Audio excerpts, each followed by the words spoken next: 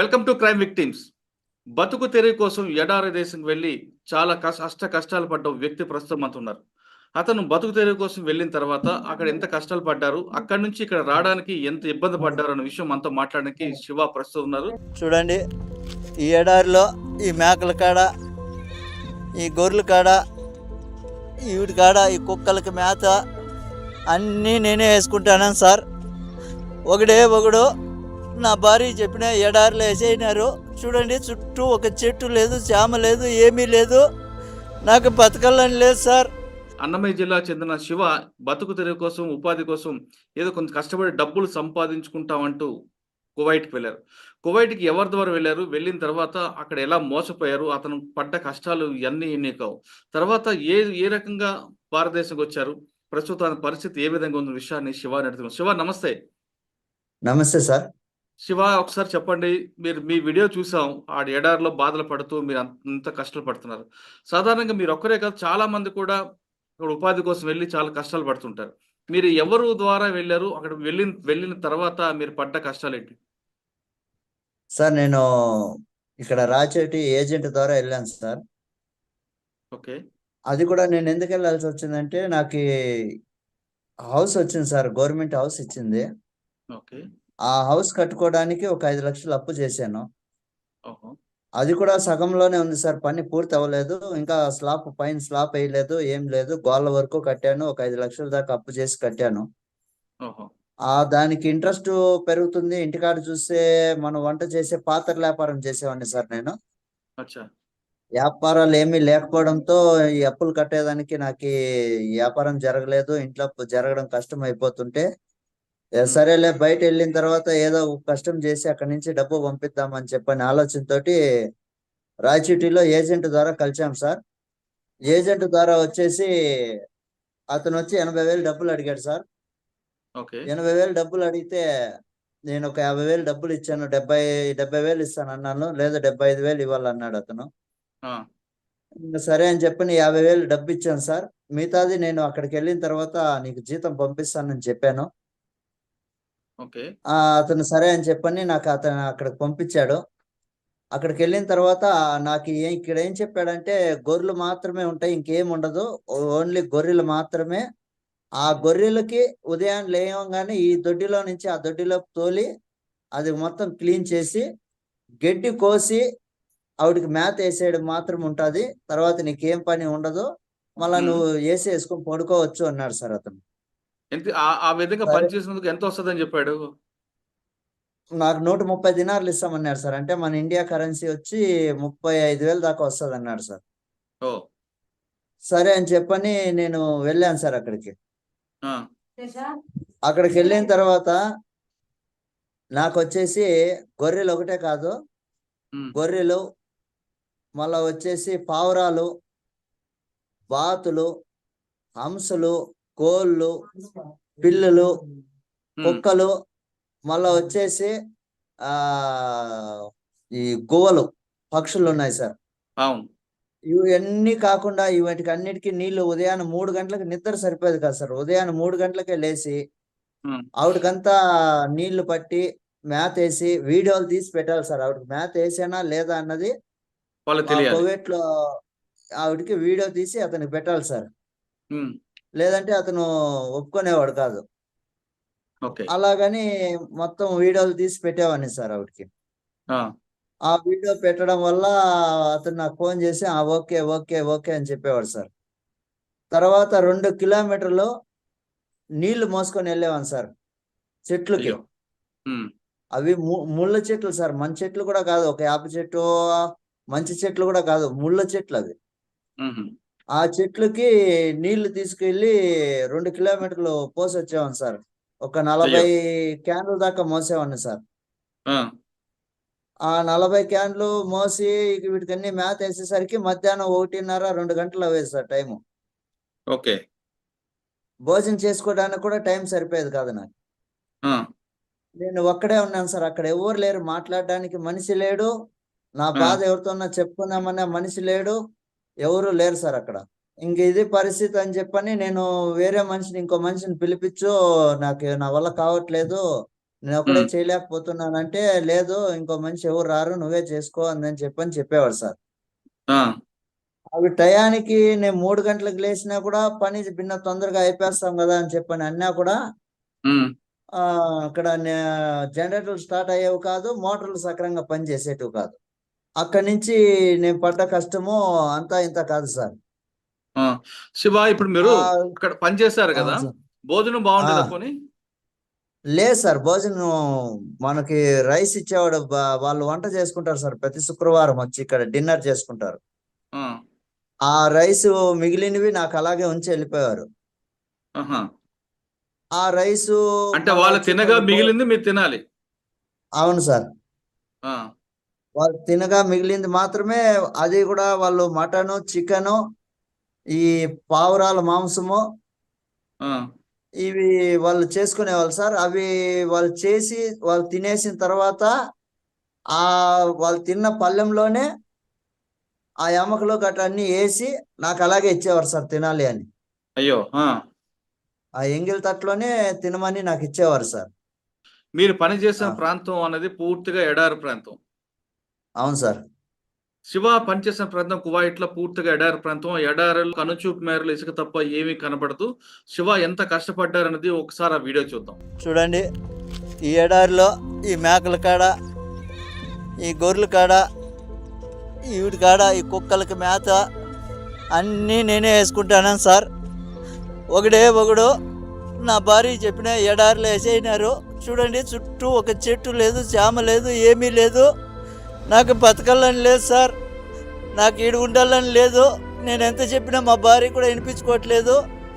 ఎవరు చెప్పినా కూడా నా మాట నమ్మడం లేదు. ఆ పావురాలకి, ఈ కుక్కలకి అన్నిటికీ మేత, మంచి చెడ్డ అన్నీ చూడాలి. ఒక్కొక్క రోజు వాళ్ళు వచ్చినారంటే నైట్ 3 అయినా నిద్ర ఉండదు, 4 అయినా నిద్ర ఉండదు సార్. కోళ్ళకి, ఇక్కడ బాతులకి, ఇట్లా కోళ్ళకి అన్నిటికీ మేత చూసుకోవాలి. చెట్లు వచ్చేసి 2 కిలోమీటర్లు ఉన్నాయి సార్. ఆవిడికి నీళ్ళు ఎత్తుకుపోయి పోయాలా, క్యాన్లతో నీళ్లు మోసుకొని పోవాలా. ఈ జనరేటర్లు ఒకటంటే ఒకటి పని చేయడం లేదు. వాళ్ళకి చెప్తే వాళ్ళు కనీసం పట్టించుకోవడం లేదు. మొన్న మోటార్ చెడిపోతే మోటార్ కూడా కనీసము రిపేర్ చేయించుకొస్తానని ఎత్తుకుపోయినాడు. ఇంతవరకు తేలేదు సార్. నీళ్ళు క్యాన్లు మోస్తానన్న రోజు ఒక మోటార్ పని చేస్తుంది చెప్పినా కూడా వాళ్ళు చెవుల్లోకి వేసుకోవడం లేదు. చూడండి, ఈ పావురాలు, ఈ బాతులు, వీడికి అన్నిటికీ నీళ్లు పొద్దున్నే నుంచి మోయాలా, అన్నీ చేయాలి సార్. నేను ఒకటే నా వల్ల కావడం లేదు. ఎండకి సుస్థి అయిపోతుంది. ఇక్కడ పట్టించుకునే వాళ్ళు లేరు. ఇప్పుడు ఆయన వచ్చి 3 రోజులు అవుతుంది సార్. కనీసం నువ్వు తిన్నావా చచ్చినావా అని ఫోన్ కూడా చేయడం లేదు. ఈడ నాకు ఈ పక్క పాములు, తేళ్ళు ఎక్కువ ఉన్నాయి సార్. నేను చచ్చిపోయినా కూడా అడిగేవాడు లేదు సార్. ఈడ నా పరిస్థితి ఇట్లుండదు. నాకు దయచేసి ఎవరైనా సాయం చేయండి సార్. ఈ ఎడారి నుంచి నన్ను బయట వేసేయండి, ఇంటికి వచ్చేస్తాను. ఈడున్నానంటే చచ్చిపోతాను సార్. ఇంక 2 రోజులు ఉంటే చచ్చిపోతాను. నా వల్ల కావడం లేదు సార్. చూడండి, చుట్టుకారము ఒక చెట్టు లేదు, జామ లేదు, ఒక మనిషి మాట్లాడేవాడు కూడా లేడు సార్. ఈడ నాకు కనీసం మాట్లాడిచ్చేవాళ్ళు లేడు. తిన్నావా చచ్చినావా ఏంపా ఎట్లుండదు అని అడిగేవాడు లేదు సార్. నాకు నా బిడ్డలు గుర్తొస్తున్నారు. నేను బతకలేను సార్. ఈడ దయచేసి ఎవరైనా నన్ను సాయం చేయండి. ఈ కోవిడ్ నుంచి నన్ను బయటపడేయండి సార్. ఏం చెప్పినా కూడా ఏజెంట్ కూడా కానీ నా మాట వినడం లేదు సార్. డబ్బులు కట్టు అంటున్నారు. నా కాడ అంత డబ్బులు లేదు. ఏం చేసేది సార్? నేను కూలి చేసుకుంటేనే పని జరుగుతుంది. ఏదో ఇక్కడ నాకు చెప్పిండే పని వచ్చేసి వేరే, ఇక్కడ చేపిస్తుండే పనులు వేరే. ఎవరికి అడిగినా నాకే పట్టించుకోవడం లేదు సార్. నా వల్ల కావడం లేదు. ఎవరైనా దయచేసి నన్ను గడ్డకేయండి సార్. మీ కాళ్ళు పట్టుకుంటాను. లేదంటే ఇంకొక రోజు 2 రోజులు చూసి నేను ఆత్మహత్య చేసుకోవాల్సిందే సార్. నా వల్ల కావడం లేదు. మీకు ఎవరికన్నా కానీ దయ ఉంటే నా పైన కొద్దిగా దయ చూపించండి. ఎందుకంటే ఇంటికి వచ్చి కూలో నాలో చేసుకునైనా బతుకుతా, కానీ ఇక్కడికైతే బతకలేను. నా వల్ల కావడం లేదు సార్. నేను ఎంత బాధపడతానంటే అంత బాధపడతాను. మా భార్యకి ఫోన్ చేసి చెప్తే, నాకా డబ్బు లేదప్పా, నేనేం చేసేది, నేను ఎక్కడి నుంచి తీసుకురావాలి అందంటుంది. ఇంకా నేను ఇక్కడ బతకలేను సార్. నా వల్ల కావడం లేదు. దయచేసి నాకు మీద ఎవరైనా దయ చూపించండి సార్. చూడండి, ఇక్కడ ఇసుక తుఫాను వస్తుంది సార్. ఆ రోజు వాళ్ళకి చెప్పినా కూడా వాళ్ళు రారు. ఇసుక తుఫాను ఉంటే రారు వాళ్ళు. ఈడ ఆ మేత వేయాలా, నీళ్లు పెట్టాలా, మనిషి చచ్చిపోయినా వాళ్ళకి బాధ లేదు. వీటన్నిటికీ మేత పెట్టాలా, నీళ్లు పెట్టాలి, అన్నీ చూసుకోవాలి సార్. కాబట్టి ఎవరైనా దయచేసి నా బాధ అర్థం చేసుకోండి. శివ, మీరు పనిచేసిన వీడియో చూశాను. అసలు కనుచూపు మేరలు ఇసుక కనిపిస్తుంది. గొర్రెలు, పశువులు తప్ప మనుషులు ఎవరు కనుచూపు మేరలేరు. అటువంటి ఎడారిలో మంచి నీళ్ళు ప్రధానంగా ఇబ్బందిగా ఉంటదా? ఆ నీరు దొరక్క ఎలా కష్టపడ్డారు మీరు? నీళ్ళంటే వాళ్ళు లారీలో నీళ్లు తోలేవారు సార్. లారీ వచ్చేది, 10 వీలర్ లారీ వచ్చేది. ఆ! ఒక పెద్ద ట్యూబులు ఉండేవి సార్. పెద్ద ట్యూబులో అవును. 10 వీలర్ లారీ నీళ్లు పడుతుంది ఒక్కొక్క ట్యూబు. ఓకే. ఆ ట్యూబ్‌లో వాళ్ళు తోలేసి వెళ్ళేవారు సార్ నీళ్లు. ఓకే. ఆ నీళ్లు నేను అందులోంచి చిన్న పైప్ ఉంటది సార్. ఆ పైప్ తోటి నీళ్లు పట్టుకునేవాడిని. అవి హ్మ్. చెట్లకి నేను ఒకసారి వాటర్ క్యాన్‌లు ఉంటాయి సార్. వాళ్ళు తాగడానికి మినరల్ వాటర్ తెచ్చుకుంటారు. హ్మ్. అవి బాక్స్‌కొచ్చి 12 బాటిల్లు వస్తాయి సార్. చిన్నవి ఒక 200 గ్రాముల నీళ్లు ఉంటాయి అందులో. అచ్చా! ఆ నీళ్లు నేను ఒకసారి తాగానని నా మీద అరిసాడు సార్ అతను. ఆ నీళ్లు నీ కోసం కాదు, మా కోసం తెచ్చుకున్నాము. నువ్వెందుకు వాడుతున్నావు? అది ఇదని నా మీద గొడవ చేశాడు. అయ్యో! ఆ! సార్, ఆ ఇప్పుడు మీరు నీళ్లు శివగారు ఇప్పుడు ఇంక తాగడానికి కాదు, స్నానానికి దానికి వాటర్ ఎలాగా? ఇవే సార్, ట్యూబ్‌లో నీళ్ళే. ఓహ్! ట్యూబ్‌లో హ్మ్. నీళ్ళే. అవే తాగడానికి నేను గొర్రెలకి, మేకలకి, ఈ పక్షులకి అన్నిటికి కూడా అవే నీళ్ళే వాడాలి. హ్మ్. ఇంక ఈ చెట్లుకి 2 కిలోమీటర్లు నీళ్లు మోసుకొనెళ్ళాలి సార్. నా వల్ల అయ్యేది కాదు. ఓహ్! ఎండొచ్చేసి 60 డిగ్రీలు, 67 డిగ్రీలు అతనే చూపిచ్చారు సార్. మా కపిలే చూపిచ్చారు 67 డిగ్రీలు ఎండ కాస్తుంది అని. ఆ! మళ్ళా వచ్చి రాంగ ఒక 55, 60 డిగ్రీల కాటికి ఎండొచ్చింది సార్.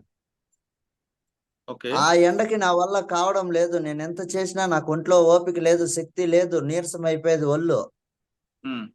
కనీసం నీళ్లు ఈ రోజుకొచ్చి 20 లీటర్లు, 30 లీటర్లు నీళ్ళు తాగినా కూడా కనీసం బాత్రూమ్ పాస్ పోయడానికి కూడా వచ్చేది కాదు సార్. నొప్పొచ్చేది నాకు. అయ్యో! ఆ! ఆ ఎండలో. అంత బాధపడ్డా నేను అతనికి పదే పదే అడిగాను సార్ నేను. హ్మ్. నాకింకో మనిషి కావాలి. నేనొక్కడే చేయలేను. ఇన్ని పనులు నేనొక్కడే ఎలా చేస్తాను బాబా! నా వల్ల కావడం లేదని ఎన్నో సార్లు చెప్పాను. అతను పట్టించుకోలేదు. ఓకే. మోటార్లు రిపేర్ అయిపోయినా కూడా నేను చెప్పాను సార్. నా వల్ల కావడం లేదు. మోటార్లు తెప్పించు, రెడీ చేపిచ్చు అని అడిగితే కూడా పట్టించుకోలేదు హ్మ్. అతను. ఇంక సరే అని చెప్పని ఇంగ నేను చేసేదేమీ లేక ఇంక లాస్ట్‌కి ఈ వీడియో పెట్టి చనిపోవాలనుకున్నాను. వాళ్ళు పెట్టే నరకం కంటే చనిపోవడం చానా చిన్న విషయం అనిపించింది సార్ నాకు. అయ్యో! ఆ! చావనేది వాళ్ళు పెట్టే టార్చర్ కంటే చాలా చిన్నది అనిపించింది సార్ నాకు. అవును. ఆయన కారేసుకొచ్చి ఎడారిలోనే నన్ను తీసుకెళ్ళిపోయాడు సార్. సర్రమని అక్కడ ఒక సెకండ్ కూడా ఆపలేదు. "నువ్వు సర్రమని ఎక్కన్నా ఎళ్ళిపోదాం" అని చెప్పని ఎక్కించుకొని వచ్చేసాడు సార్ అతను. హ్మ్. వచ్చేసిన తర్వాత నేను ఎంబసీలోకి వచ్చి పడ్డాను సార్. అప్పటికే సార్‌కి అన్ని డీటెయిల్స్ ఇచ్చున్నాను. ఫోను చేసుంటే ఎంబసీ వాళ్ళకి అన్ని డీటెయిల్స్ ఇచ్చున్నాను. ఇక్కడ ఎవరు హ్మ్. ఏజెంటు, ఏమి పరిస్థితి అంటే ఒక ఆడామెని పిలిపించారు సార్ అక్కడ ఏజెంట్‌ని. ఓకే. పిలిపిచ్చి ఆమెకి ఎంక్వైరీ చేస్తే, "నాకు తెలీదు సార్. నేనేం చెప్పలేదు. అతను నాకు హ్మ్. ఫోను చేయలేదు" అన్నాడు. నేను ఫోను హ్మ్. చేయడం ఆమెకి చేయలేదు సార్. మా ఏజెంట్‌కి చేశానిక్కడ. ఓకే. మా ఏజెంట్ ఏం చెప్పాడంటే, ఆమెకడుగుతుంటే, "ఆమె నాకు సంబంధం లేదు. నాకు తెలీదు. మీరు మాట్లాడుకోండి" అని చెప్పనేసి అనింది అని చెప్పని మా ఏజెంట్ చెప్పాడు సార్ ఇక్కడ. హ్మ్. ఈ ప్రాబ్లమ్స్ అన్నీ నేను ఫేస్ చేసి, ఇవన్నీ తట్టుకోలేక ఇంకా ఆ టైంలో ఇంకొక 2 రోజులుంటే ఏదో సూసైడ్ చేసుకొని చనిపోదాము. ఈడు పెట్టే టార్చర్ కంటే అదే బెస్ట్ అనిపిచ్చింది నాకు. ఓహ్! ఆ టైంలో ఎంబసీకి ఎప్పుడైతే ఎళ్ళానో పేపర్‌కి ఇవన్నీ వచ్చేసింది. కువైట్ మొత్తం హల్చల్ అయిపోయింది సార్ ఈ వీడియో. ఓకే. అయిపోవడంతో సారోళ్ళంతా నాకు కలిసి, "నాకు ప్రెషర్ ఎక్కువైంది. నువ్వు ఎవరికీ ఫోటోలియకు, వీడియోలు పెట్టకు" హ్మ్. అని చెప్పన్నారు సార్. కువైట్‌లో తెలుగోళ్ళందరూ నాకు ఫోను చేసేవారు. హుహు. "ఏటన్నా నీ పరిస్థితి ఏంటి? ఇలాగుంది, ఎలాగుంది?" మేమే ఇక్కడ కార్ డ్రైవింగ్ చేస్తూనే కనీసం ఏసీ లేకపోయినా టిష్యూ పేపర్‌లు అన్నీ ఒక బాక్స్ యేసుకొని అలాగెళ్తే బాక్స్ కూడా ఖాళీ అయిపోతుంది టిష్యూ పేపర్‌లు. అంత ఏసీలో కూడా. హ్మ్. "నువ్వు అలాంటి ఎడారిలోకి ఎందుకొచ్చావు?" అని అడిగారు సార్. కానీ మనకు తెలీదు గదా సార్! అక్కడ అలాగుంటదని మనకు తెలీదు. మన కపిల్ అలాంటి వాడని మనకు తెలీదు. అవును. ఏదో బతికాలి, ఏదో ఒకటి చేయాలి, ఈ సమస్యల నుంచి బయటపడాలనే ఒక బాధ్యతతో అక్కడికెళ్ళాను అంత దూరం. అవును. తర్వాత గాని మనకి ఎళ్ళిన తర్వాత గాని తెలీదు అలాగుంటది మన పరిస్థితి అని. అంటే ఇండియన్ ఎంబాసీ వచ్చిన తర్వాత మీ పరిస్థితి మారిందా? ఆ! వాళ్ళు తీసుకెళ్ళి వాళ్ళ రూమ్‌లో పెట్టుకున్నారు సార్ నన్ను. ఓకే. మరి అక్కడి నుంచి ఎలా పంపించారు మీకు? అక్కడి నుంచి మళ్ళీ ఏజెంట్ ఫోన్ చేశారు సార్, టికెట్ తీసుకొని టికెట్ పంపించు అని. అక్కడ ఆ, కువైట్ లో ఉన్న ఏజెంట్ వచ్చి వాళ్ళ ఉమ్, కపిల్ వాళ్ళ ఇంటికే డైరెక్ట్ గా వెళ్ళి వీసా పాస్పోర్ట్ 2 తీసుకొచ్చింది సార్ ఆయన. ఉమ్, తీసుకొచ్చి మళ్ళీ ఇతనికి టికెట్ వేయమన్నాను సార్. టికెట్ వేయమంటే అతనేమో మా భార్యకి ఫోన్ చేసి 30,000 డబ్బులు కడితే టికెట్ వేస్తానమ్మా అన్నాడు సార్. ఉమ్, మా దగ్గర డబ్బు లేదు, మేము ఎక్కడి నుంచి తేవాలి, మీకే అప్పు పెట్టాము, నా కాడ ఉంటే మా ఆయన ఎప్పుడో పిలిపించుకుందాను కదా, మా ఆయన అక్కడ లేని బాధలు పడుతున్నాడు, కష్టాలు పడుతున్నాడు, ఉమ్, మా కోసం వెళ్ళాడు, ఉమ్, మాకే బాధ అనిపిస్తుంది, మా వల్ల కాదు, మా కాడ డబ్బు లేదు అని చెప్పని మా ఉమ్, భార్య చెప్పడంతోనే ఉమ్, అక్కడికి అతను ఫోన్ చేసి, ఎంబీసీ వాళ్ళు ఫోన్ చేసి నువ్వు ఉమ్, త్వరగా టికెట్ పంపుతావా లేదా అది ఇది అని చెప్పని అడగడంతో అతను ఉమ్. మార్నింగ్ కే టికెట్ బుక్ చేశాడు సార్. ఎవరు ఏజెంటా? ఆ ఏజెంట్ ఆ, బుక్ చేయడంతో నేను ఇండియాకి 2 రోజుల్లో వచ్చేసాను సార్. అక్కడ 2 రోజులు ఉన్నాను, 3వ రోజు నేను బయలుదేరిపోయాను అక్కడి నుంచి. డైరెక్ట్ ఎక్కడికి బెంగళూరు దిగారా మీరు? డైరెక్ట్ లేదు సార్, దుబాయ్ దిగి దుబాయ్ నుంచి బెంగళూరుకి వేశారు సార్ టికెట్. ఓకే, బెంగళూరుకి ఎప్పుడు వచ్చారు మీరు? నిన్న నిన్న మొన్న నిన్న తెల్లవారుజాము 4 గంటలకు sir. Okay sir, Bengaluru airport దిగిన తర్వాత కుటుంబం అంతా ఆ, కనబడగానే మీకు ఏమనిపించిందండి? నాకు చాలా ఆనందం అనిపించింది సార్. బాధ అయిపోయింది, నా బిడ్డల్ని మళ్ళీ నేను చూస్తాను అనుకోలేదు, నా భార్య బిడ్డల దగ్గరికి నేను చేరుకుంటాను అనే ఆశ లేదు. అయ్యో. అలాంటిది మన వీళ్ళు అందరూ కలిసి నాకు ఇలా సాయం చేసినందుకు వాళ్ళకి ఎప్పుడు నేను రుణపడి ఉండాలి. ఇలాంటి పరిస్థితిలో ఎవరికి కూడా రాకూడదు. నేను ఇచ్చే సందేశం ఏమంటే, తెలిసిన వాళ్ళు ఉంటే తప్ప కువైట్కి వెళ్ళకూడదు ఎవరు. అలాంటి పరిస్థితి మనకి తెలిసి నేను చెప్తున్నాను, తెలియకుండా అయితే నాలాగా ఎవరు వెళ్ళకండి, మోసపోకండి సార్. సాధారణంగా కువైట్ వెళ్ళిన వాళ్ళకి స్కిల్ డెవలప్మెంట్ అంటే స్కిల్ ఉండాలి. నువ్వు వృత్తిగా నైపుణ్యం ఉన్న వాళ్ళ రండి అంటే వాళ్ళు చెప్తుంటారు కదా. మీరు ఎందుకు మరి వెళ్ళారు అంత దూరం? అంటే నాకు చెప్పాను కదా సార్, ఇబ్బందులు ఉన్నాయని. కానీ మనము ఉమ్, అక్కడికి వెళ్తే గానీ ఇలా గొర్రెలు మాత్రమే ఉంటాయి, నీకు ఇంకేం ఉండదు అని చెప్పిన అతను చేతులు ఎత్తేస్తాడని మనం అనుకోలేదు సార్. అవునా? ఆ, ఆ, మనకి చెప్పడము ఒకటి, అక్కడ జరుగుతున్న పనులు ఇంకొకటి కదా సార్. మనకు తెలియదు కదా, ఓన్లీ గొర్రెలు మాత్రమే ఉంటాయి, అది కూడా ఎడారి అని నాకు చెప్పలేదు సార్. ఆహా, ఎందుకంటే మనం ఎప్పుడు వెళ్ళలేదు, ఎవరిని కాంటాక్ట్ అవ్వలేదు, పలానుగా ఇలాగ ఉంటుందని నాకు ఎవరు చెప్పలేదు. అచ్చా. ఆ మనం అక్కడికి వెళ్తే భోజనం జరిగిపోతుంది, మనము నెల కష్టపడిన అప్పులు డబ్బులు తీర్చుకోవచ్చు ఇంటికి అనుకున్నారు. పంపిస్తే అప్పులు అప్- తీర్చుకొని ఏదో 2 ఆడపిల్లలు ఉన్నారు, వాళ్ళ భవిష్యత్తు గురించి ఆలోచించవచ్చు అని ఏదో వెళ్ళాను సార్ నేను అక్కడికి. ఉమ్. అక్కడికి వెళితే గానీ నా పరిస్థితి ఇలాగ ఉంటది, ఇంత దారుణంగా మారుతుందని నేను ఊహించలేకపోయాను. ఊర్లోకి వచ్చిన శివ, ఇక్కడ గ్రామస్తులు కానీ ప్రభుత్వం కానీ ఏ విధంగా ఆదుకుంటుంది మీకు? చాలా బాగా ఆదుకుంటుంది సార్ నాకు.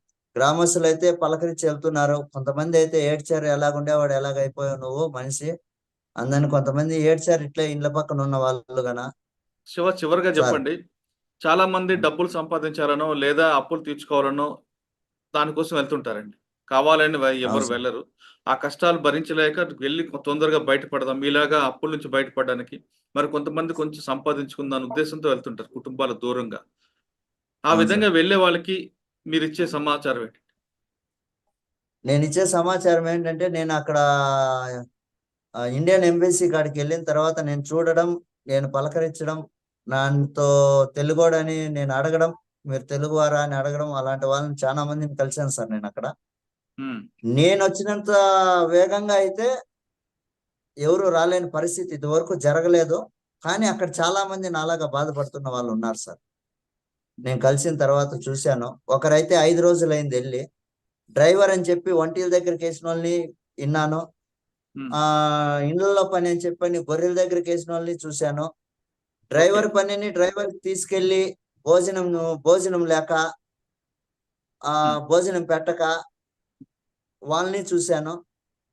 ఇంకొంతమంది అయితే మాకు జీతాలు ఇవ్వట్లేదు, ఏమి ఇవ్వట్లేదని కొంతమంది బయట నుంచి ఇంటి దగ్గర నుంచి డబ్బు వేయించుకొని వెనక్కి వచ్చేసిన వాళ్ళని చూశాను. నాతో హ్మ్. పాటు వచ్చారు కొంతమంది. అలాంటి హ్మ్. వాళ్ళని చాలా మంది చూశాను సార్ నేనైతే అక్కడ. హ్మ్. అంటే సరైన ఏజెంట్ ద్వారా వెళ్తే పర్వాలేదా? సరైన ఏజెంట్ అంటే మనకు అక్కడ తెలిసిన వాళ్ళు కానీ, మనం ముందు బాగా పని చేసిన ఇల్లు కానీ, మనకు అక్కడ బంధువులు కానీ, స్నేహితులు కానీ, వాళ్ళ ద్వారా అక్కడ అతను జతలో, అంటే ఆ మనిషితో మనం ఒక ఫ్రెండ్ కానీ ఉంటే, ఆ ఫ్రెండ్ కూడా మనతో పాటే అదే ఇంట్లో ఉంటే వెళ్ళొచ్చు కానీ కొత్తగా ఒక్కడివే అయితే కొత్త ప్రదేశానికి వెళ్ళకూడదు సార్. ఇక్కడ మీ అది నాకు కుటుంబం ఎంత తెలుసు. బాధపడిందండి? చాలా నరకయాతన అనుభవించింది సార్ అక్కడ నుంచి. మీ నేను భార్య ఫోన్ ఉన్నారా? మీ చేసి మీ మీ భార్య ఉన్నారా దగ్గరలో? ఉన్నారు సార్. ప్రస్తుతం మనతో మాట్లాడడానికి శివ భార్య శంకరం మనతో ఉన్నారు. ఆమెను అడిగి భర్త గల్ఫ్‌కి వెళ్ళిన తర్వాత ఆవిడ పడ్డ కష్టాలేంటో అడుగుదాం. మా శంకరమ్మ నమస్తే. నమస్తే సార్.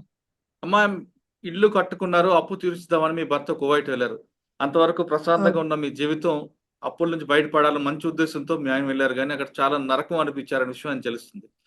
అక్కడికి వెళ్ళిన తర్వాత ఇక్కడ మీరు పడ్డ కష్టాలు ఎలాగున్నాయమ్మా? ఇక్కడ మీరు అక్కడ డబ్బులు అడగడం, అక్కడి నుంచి డబ్బులు వస్తాయని మీరు భావించారు కానీ, ఇక్కడి నుంచే పంపాలన్న పరిస్థితి వచ్చి రావడం, ఇక్కడ కుటుంబం గడవడం, ఆ కష్టాలన్నీ మోసిన తల్లి నువ్వు, మహాతల్లివి. నువ్వెలా భరించావమ్మా?